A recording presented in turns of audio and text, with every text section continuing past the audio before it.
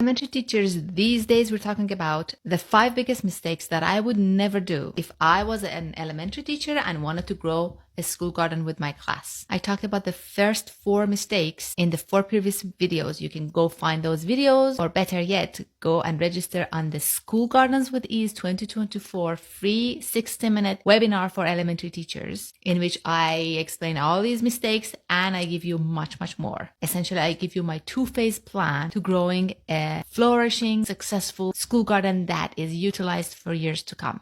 Go grab your spot.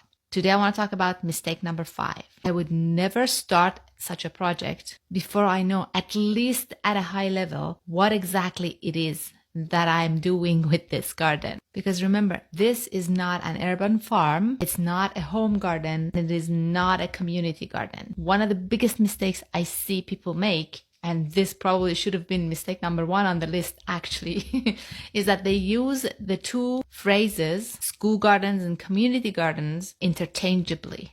They're 2 completely different things. A school garden is one that has education at the center of it.